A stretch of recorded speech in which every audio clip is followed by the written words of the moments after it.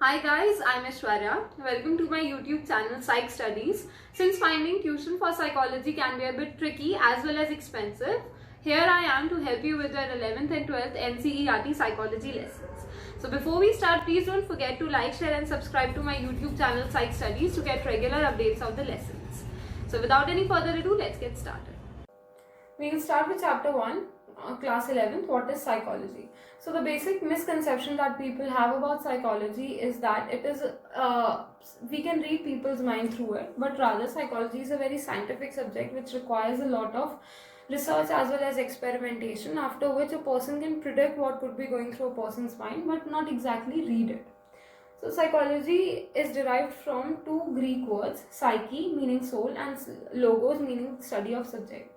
So earlier it was believed that psychology is the study of the soul, but later on it moved on to a more scientific definition, that is a science which studies your mental processes, experiences and behavior in different contexts. So we move on to mental processes, things an individual can do with their mind.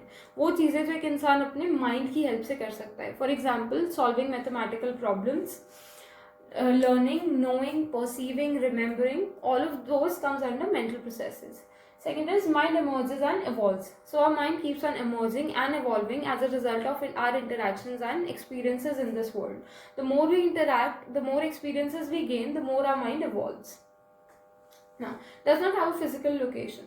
So our brain and our mind are two different entities, and unlike our brain, our mind does not have a physical location or a structure, though they are interdependent, and through our brain activities our brain activities can provide us clues as to how our mind works, but they are not the same.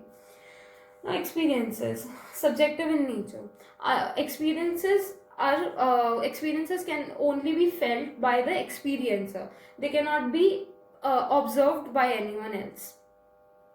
Painful and happy. Our experiences can be painful as well as happy. For example, when a person is going through a breakup, he or she will experience painful emotions, whereas when a person is involved in a romantic encounter, he or she will experience happy emotions.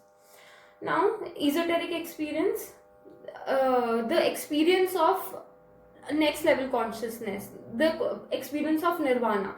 For example, yogi meditates to achieve another level of consciousness, or when a drug addict takes drugs to reach a different level of high, it's called esoteric experience. Now, influenced by internal and external conditions of the experiencer. Our experiences are always influenced by our internal or external conditions. For example, when a person is traveling by a crowded bus on a hot summer day, he or she would usually feel discomfort, but if the same person is traveling by that bus and going to a picnic with his or her close friends, he wouldn't feel the same discomfort that he usually feels. Now comes our behavior, responses or reactions we make.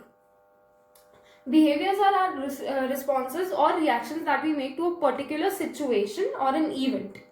Now, our behavior could be overt as well as covert. Overt is the behavior that could be outwardly seen or observed by the observer, and covert is something which cannot be seen or observed, which is felt inwards. Now, third is stimulus and response. Now, stimulus or a stimuli is a thing or event that evokes a specific reaction or behavior. Now, whether a behavior is overt or covert, it is always triggered by a stimulus or anything or a situation in our environment, and in reaction we give a particular behavior or a response reaction. So with this we are done with our first topic of our first chapter. I'll see you in the next video with another topic. Stay tuned. Thank you.